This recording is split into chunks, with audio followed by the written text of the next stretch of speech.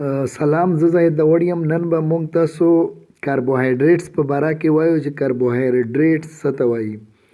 کاربوهایډریټس نه مخکې څو خبرې کول زه ضروري ګڼم چې فنکشنل ګروپ، کیټون او الډیهایډ دا څه ته ویل کېږي. دې په باره کې معلومات د کاربوهایډریټ د تعریف نه مخکې ضروري دي.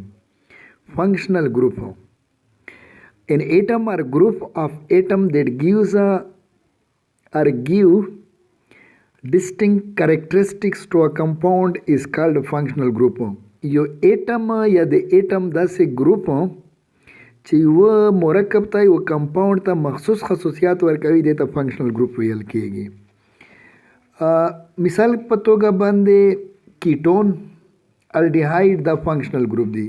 کیټون څه ته ویل کېږي؟ کیټون چې کله کاربن سره اکسیجن ډبل کوویلنټ بانډ جوړ کو او بیا دواړو سایډو ته کاربن په کوویلنټ بانډ سره یعنی په اشتراکي بانډ سره نور دوه کاربنو سره میلاوي نو داسې ګروپ چې وي ته کیټون ویل کېږي.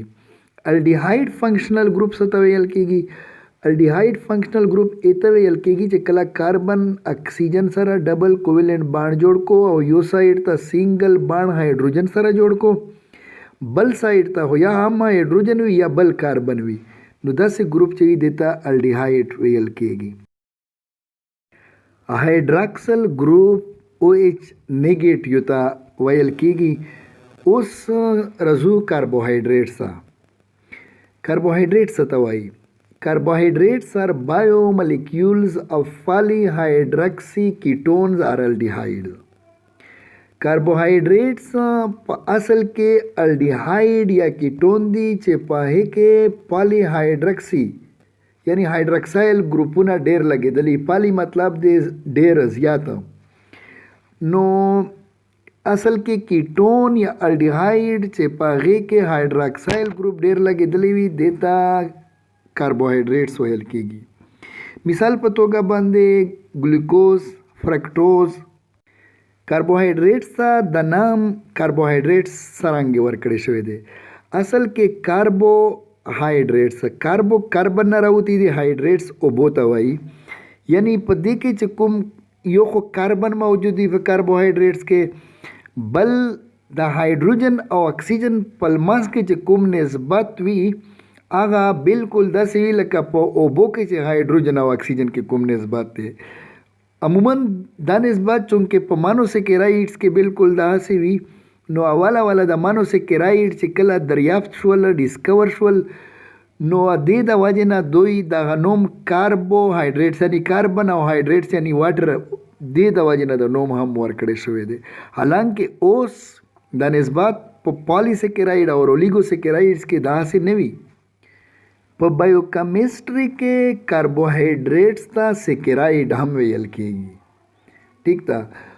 کاربوهایډریټس یا سیکرایډ عموما کاربن، هایدروجن او په اکسیجن باندې مشتمل وي. اگر چې ځینې کمپاونډز کې سلفر یا نور ایټمز هم کېدی شي.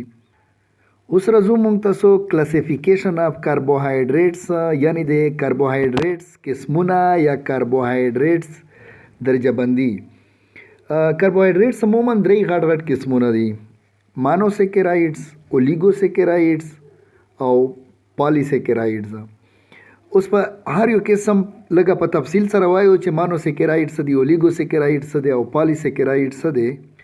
مانوسیکرایډس: these are the simplest carbohydrates which cannot be hydrolyzed to further simple molecules.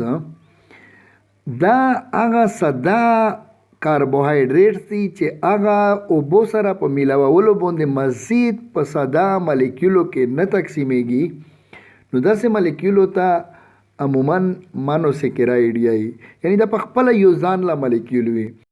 د مثال په توګه ګلوکوز چې هغې فارموله ده C6H12O6 او ګلوکوز الډیهایډ ګروپ ته پکې او په دریم نمبر کاربن باندې د OH یعنی هایدراکسل ګروپ پوزیشن په بل سایډ دی، د نور ټول په یو سایډ باندې وي.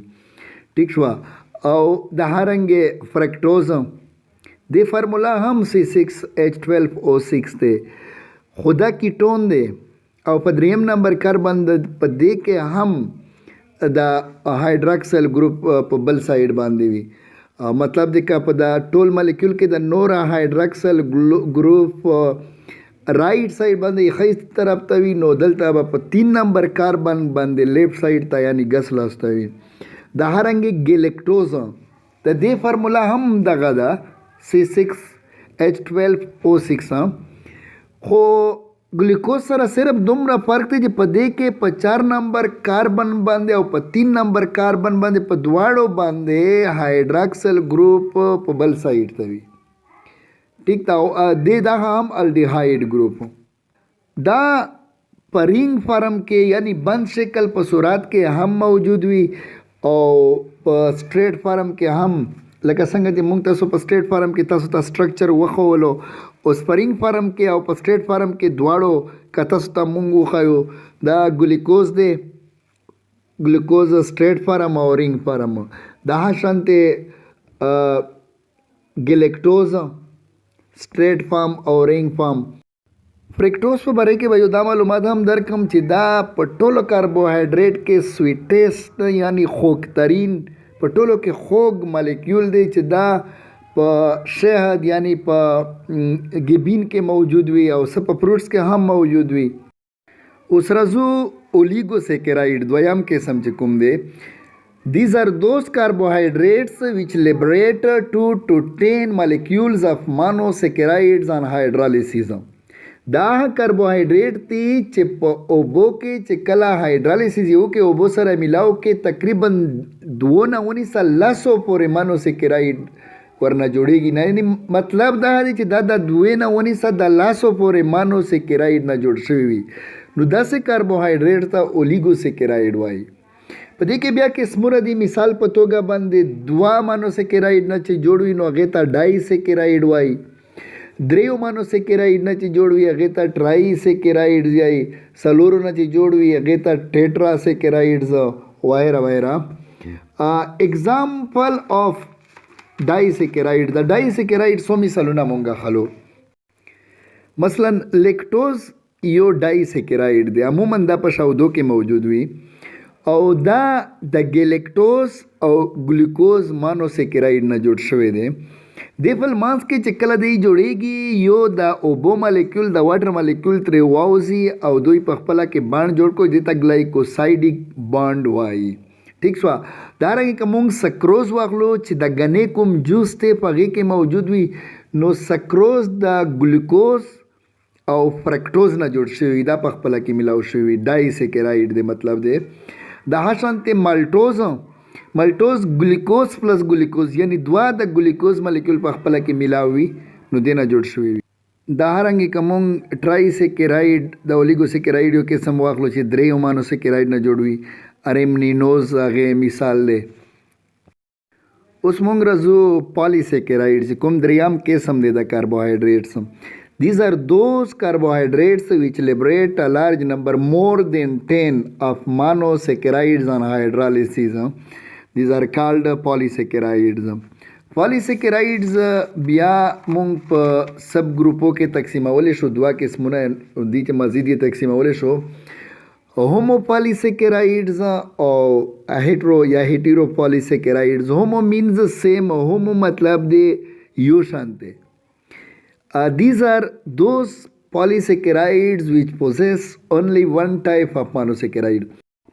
یعنی دا د پالیسیکرایډ هغه قسم دی چې په هغې کې ټوټل مانوسیکرایډ یو شانتې موجود وي، بل قسم څه ډیفرنٹ څه مختلف مانوسیکرایډ نه وي پکې. د مثال په توګه سټارچ، سیلولوز، ګلایکوجن دا ټول هومو پالیسیکرایډ دي. مطلب چې په 10 نه په زیاتو مانوسیکرایډ باندې موجود دي، خو ټوټل د مانوسیکرایډ یو قسمونه دي پکې. مطلب د یو قسم مانوسیکرایډ په خپله کې ملاو دی او دا مالیکول یې جوړ کړي دي. بل هیټرو پالیسیکرایډ ځنه خلک دا هیټیرو پالیسیکرایډ بولي. هیټرو مینز ډیفرنٹ مختلف. These are those polysaccharides which possess more than one type of monosaccharides. دا هغه پالیسیکرایډز دي چې په هغې کې چې کومې مانوسیکرایډ نه جوړ شوي یا په یوه نه ډېر قسمونه وي، مطلب مختلف مالیکول په خپله کې ملاو شوي وي او دا کاربوهایډریټس یې جوړ کړي وي.